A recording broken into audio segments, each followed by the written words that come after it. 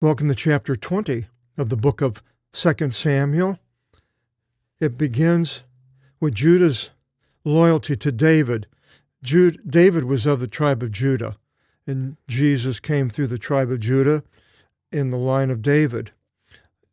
Benjamin was attached to Judah at the time, generally to the king.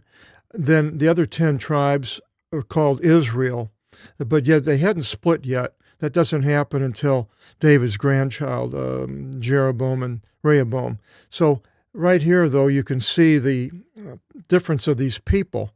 It's fairly interesting, very tribal. It's hard for us to really understand where they were at and why one group took themselves together against another group, but I guess this is the way it is. We have in the United States, the Democrats and the Republicans have two people the opposite of each other. Many societies, it's just the way it is, isn't it? It's just there are, seems like every country, in Africa, they have the Tutsis and the Hutus are at each other's throat, and then in China, the Uyghurs and the Han Chinese people and Indians. You have India. You had the Brahmin class and the untouchables, on and on. So it begins, and a man there was encountered, a mischievous son. So he wasn't a nice man. He is mischievous, up to no good. His name was Sheba.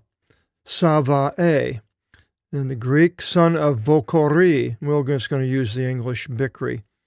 A man of Eamini. Benjamin doesn't use the B for whatever reason in the Greek for Benjamin, Eamini.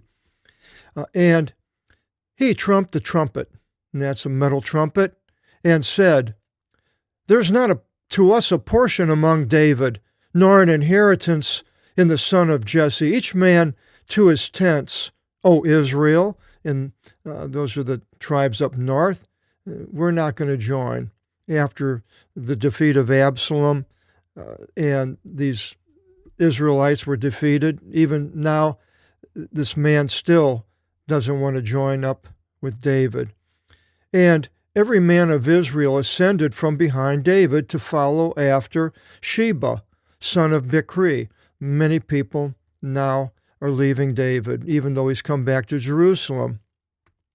But the men of Judah cleaved to their Vasileah, king, from the Jordan and unto Jerusalem. And that's basically Judah, down in the southern part of the, which today the country of Israel.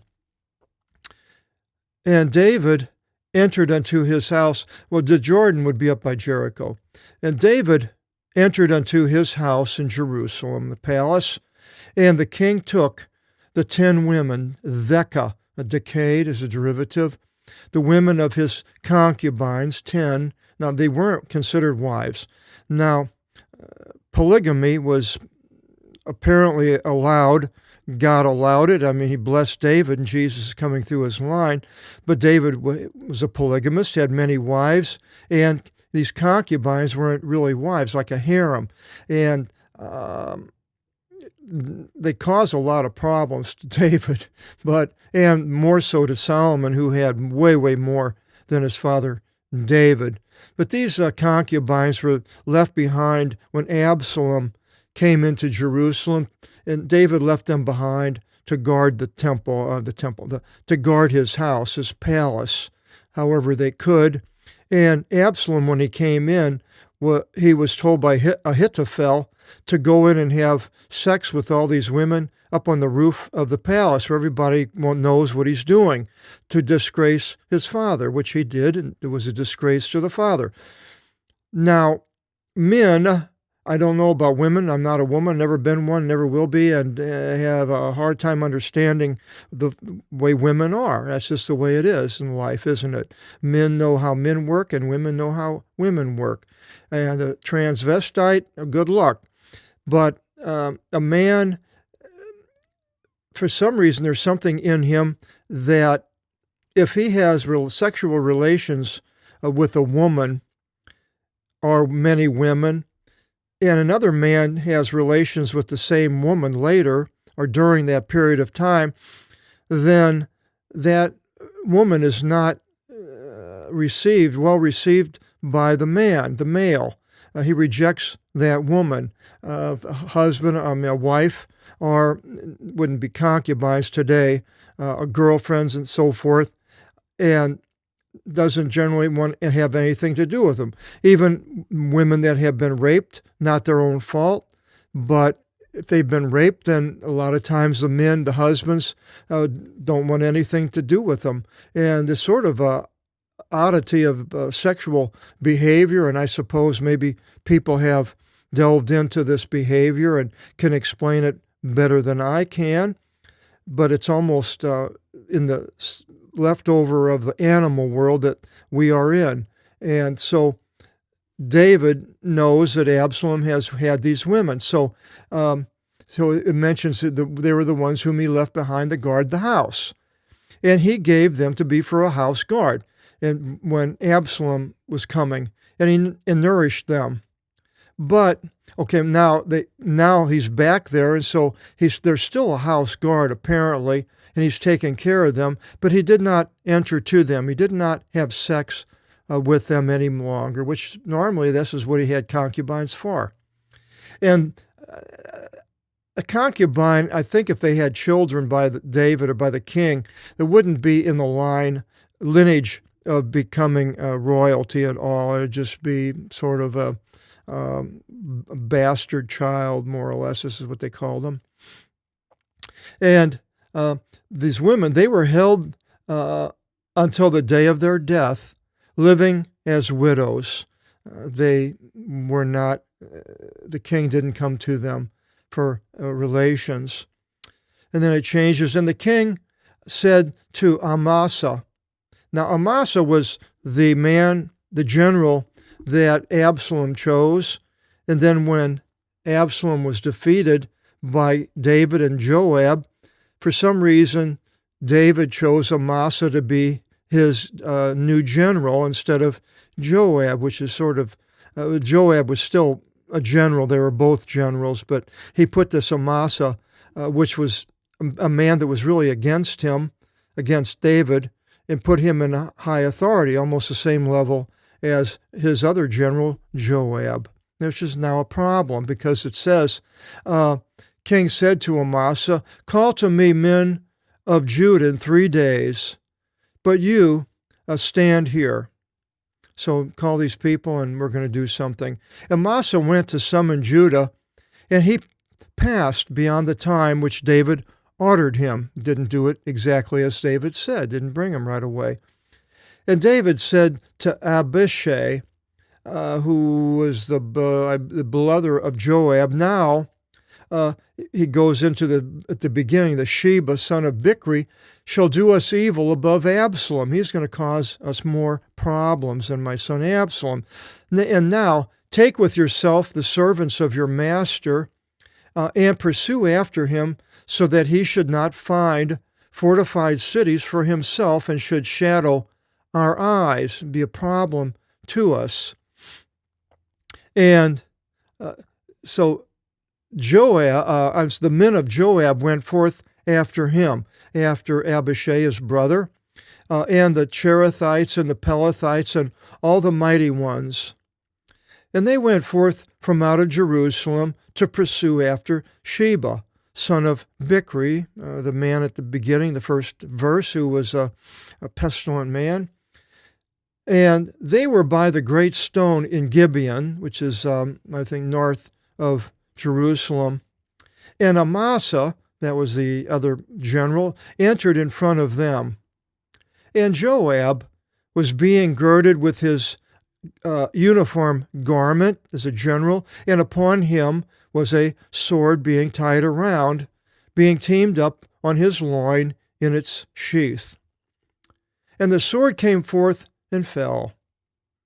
And Joab said to Amasa, and this is how it happened, as he sees Amasa, he says, are you in health, my brother? And the right hand of Joab constrained the beer of Amasa to kiss him. So he kind of grabbed him to, how they give on each side, like the French men do, to kiss him. So he grabbed him and held him. And Amasa did not guard from the sword in the hand of Joab. And Joab hit him with it in his flank, and his belly poured out upon the ground, and it was not repeated a second time to him, and he died. Joab has now done this twice. He did it first with Abner, who was another general from the north, from Israel, who came down. He was with Saul's son. I forgot his name, but the general to Saul's son. And then he made amends with David, tried to make a covenant with David. And then and he had killed Joab's brother, who was following him, following Abner. And Joab told him to turn aside, and he didn't. And I can't think of his name. But so Amasa had, Abner had a spear, and he threw it and went through Abner, and he died. Went through the brother of Joab, and the brother of Joab died. So Joab then later did the same thing with Abner when they were at a peace conference with David and the men from the north, that Joab grabbed him and killed Abner. So now he's done it the second time here with Amasa, who was also the general from the north.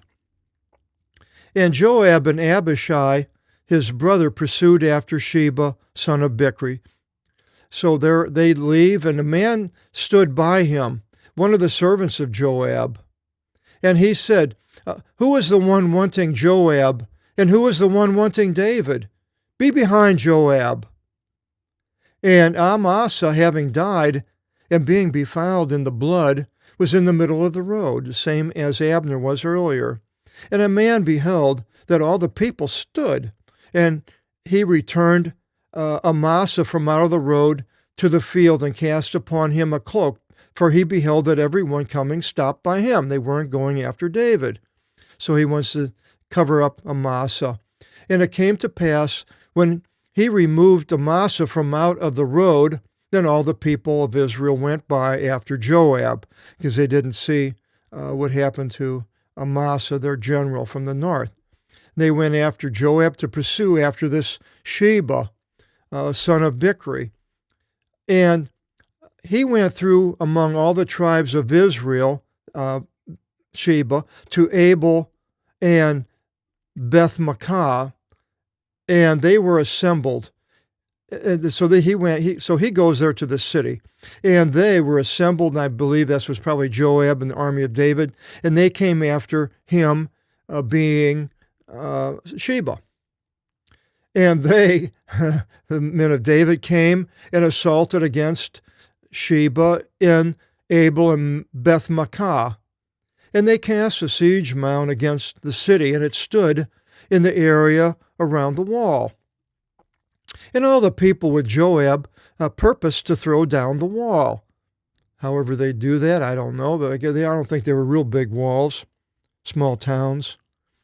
And a wise woman yelled out, Agini, and we have the misogyny, has to do with a woman or a wife.